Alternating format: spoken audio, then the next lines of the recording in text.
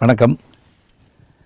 சமீப காலமாக இந்த யூடியூப் சேனலில் விதவிதமான செய்திகள் நம்மை வியக்க வைக்கின்றன, பயமுறுத்துகின்றன, பதற வைக்கின்றன. அதெல்லாம் ஏன் நீங்கள் பார்க்குறீங்க அப்படின்னு கேட்கக்கூடாது. அந்த செயல்பாடுகள் நம்மை என்ன செய்கின்றன என்று சொல்லுகிறேன். பொதுவாக குழந்தை பருவம் என்பது கிடைக்க முடியாத ஒன்று. எத்தனைமே என்றாலும் மீண்டும் அந்த பருவத்தை நாம் அடைய முடியாது. அந்த குழந்தை பருவத்தில் அவர்கள் குழந்தைகளாக மட்டும் இருக்க நாம் அனுமதிக்க வேண்டும்.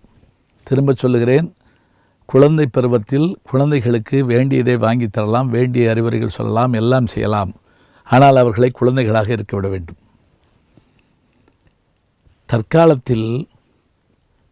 தற்காலத்தில் மட்டுமில்லை, எங்களுடைய நகைச்சுவை மன்றத்திலே நான் பார்த்திருக்கிறேன். தங்கள் பிள்ளை ஏதாவது செய்து மேடையில் பேச வேண்டும் என்பதற்காக அந்த குழந்தைகளை தயார் செய்து கொண்டு வருகின்ற அந்த பெற்றோர்களை பார்த்து நான் வியப்படைவேன். சிலர் தரமான செய்திகளை சொல்லி தங்கள் பிள்ளையின் வாயால் அதை சொல்ல வைப்பார்கள், பாராட்டு பெறுவார்கள். ஒரு நகைச்சுவையை கூட ஒரு குழந்தை சொல்லுகிற போது இனிமையாகத்தான் இருக்கும், கேட்க அருமையாக இருக்கும். ஆனால் அந்த குழந்தையை திரும்ப திரும்ப திரும்ப பாடாகப்படுத்தி நீ போய் சொல்ல வேண்டும், நீ போய் சொல்ல வேண்டும், நீ போய் சொல்ல வேண்டும் என்கிற போது அச்சம் மெழுற அந்த குழந்தை மேடைக்கு வருகிற போது மக்களையோ மற்றவர்களையோ பார்க்காமல் பயத்தோடு தன் தாய் தந்தையரை பார்க்க அவர்கள் அங்கிருந்து மிரட்டி கொண்டே இருப்பார்கள். சொல்லு சொல்லு. அந்த குழந்தை சொல்லி முடித்த பிறகு பரிசு பெறுகிற போது அதனுடைய மனதில் ஒரு பெரிய பாரம் நீங்கியது போல் இருக்கும். இதை காட்டில் எனக்கு இன்னொரு அனுபவம்.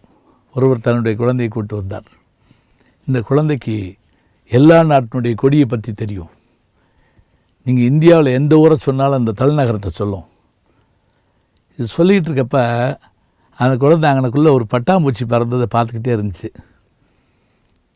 இவர் அந்த குழந்தைய ஒரு கிள்ளி வச்சார். நாங்கள் பார்க்குறோம், சொல்லு, பீகாரின் தலைநகர் இது, சொல்லு. குழந்தை அப்படியே டக்குன்னு சொல்லிச்சு. அதுக்குள்ளே பட்டுப்பூச்சி பறந்து போயிடுச்சு. அது என்ன, இதென்ன. அப்புறம் நான் அவரை கூப்பிட்டு சொன்னேன், பாருங்க, அந்த குழந்தைக்கு வேண்டியது பீகாரினுடைய தலைநகரோ தமிழ்நாட்டினுடைய தலைநகரோ மற்றதோ இல்லை. அது தெரிஞ்சுக்கிற காலத்தில் தெரிஞ்சுக்கிற போது இல்லைங்க, அப்படி இல்லை. இப்போவே கின்னஸ் சாதனைக்கு நாங்கள் ஏற்பாடு பண்ணிகிட்ருக்கோம். கின்னஸ் சாதனை பண்ணிவிட்டு அப்புறம் என்ன பண்ண போகிறீங்க? கின்னஸ் சாதனை பண்ணவங்க எல்லாருமே சாதனைகள் பெரிய ஆளாக வந்துட்டாங்களா? அது அந்த குழந்தையின் மனதில் கின்னஸ் சாதனை பண்ண வேண்டும் என்ற எண்ணம் ஏற்பட வேண்டுமே தவிர நாம் போட்டு திணிக்கக்கூடாது.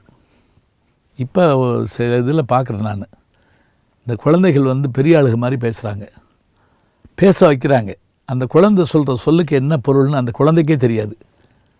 அதை பார்க்குறோம். ஏன் நான் ஒரு தொலைக்காட்சியிலே பார்த்து ரொம்ப வியப்படைவேன். கோவம் கூட ஒரு எனக்கு ஒருத்தர் அந்த குழந்தைகளோட பேசுகிறோம்ட்டு அந்த குழந்தைகிட்ட, என்னப்பா உங்கள் அப்பா அம்மா என்ன செய்வாங்க, இப்படி அவர் கேட்ட உடனே ஒரு சிரிப்பலை எல்லா இடத்துலையும் எழுது. அந்த குழந்தை உடனே என்னமோ சொல்லுது. உடனே இவர் அதுக்குள்ளே அதை காட்டிலும் மோசமான ஒரு வார்த்தையை பேசுகிறாரு. எங்களுடைய நகைச்சுவை மன்றத்தில் யாராவது தவறாக பேசுனா நான் உடனே கண்டித்து உட்காருங்க, போதும் இதுக்கு மேலே பேச வேண்டாம் அப்படிமே. ஏனென்றால் அவர்களுடைய உலகத்துக்குள்ளே நாம் போகாமல் இருக்கணும். அவர்களுக்கான உலகத்துக்குள்ளே போகிறதா இருந்தால் நாம் குழந்தையாக மாறினா தான் போக முடியும். அதுதான் உண்மையும் கூட. அவர்கள் சொல்லுகின்ற செய்தியை ஆச்சரியத்தோடு கேட்டு பாருங்கள், எப்படி இருக்கும். அந்த புத்தகத்துக்கு நடுவே இருந்த அந்த ஒரு மயில் குட்டி போடுமோ என்று நான் ஒரு காலத்தில் நினைத்தேனே, அதேபோல் இன்றைக்கும் அவர்களுக்கு வியப்பு இருக்கிறது. நம் வீட்டு குழந்தைகள் நம்மிடத்தில் தமிழில் முதல் எழுத்து ஆனாவா என்று சொன்னவுடன் அவர்கள் வியப்பதைப் போல நாமும் வியந்தால் அவர்கள் மகிழ்வார்கள். அதனால்தான் அப்துல் ரஹ்மான் சொன்னார், எப்படி சொன்னார் என்றால், புத்தகங்களே குழந்தைகளை கிழித்து விடாதீர்கள் அப்படின்னார்.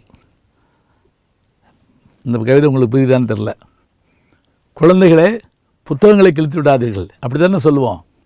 அவர் சொல்கிறாரு, புத்தகங்களே உங்கள் தத்துவ முத்துக்களால் குழந்தைகளை கிழித்து விடாதீர்கள்.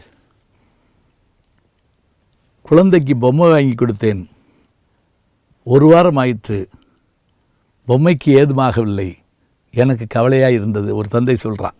ஏன்னா குழந்தை பொம்மை வாங்கினோடனே கழுத்து திருகணும், ஒடிக்கணும், குத்தணும், பொட்டு வைக்கணும், சல்லை கட்டணும், என்ன மாதிரி பண்ணணும். பேசாமல் இருந்தால் என்ன அர்த்தம்? நம்ம எல்லாவற்றையும் வாங்கி கொடுத்துட்டு அது தொடாத, இதை வைக்காத, இதை பார்க்காத என்று சொன்னால் என்ன லாபம்? குழந்தைகளை அவர்கள் உலகத்துக்குள் விடுங்கள், அவர்களாக வளரட்டும். சந்தேகம் வரும்போது அவர்கள் கேட்குற போது நீங்கள் தயக்கமில்லாது சொல்லிக் கொடுங்கள். நிச்சயமாக அவர்கள் உங்களுடைய புகழை உருவாக்கி காட்டுவார்கள். அந்த குழந்தைகளால் நீங்கள் பெருமை பெறுவீர்கள், இப்போதல்ல பிற்காலத்தில். நல்ல செய்திகளை நாளும் சிந்திப்போம், நாளை சந்திப்போம். வணக்கம்.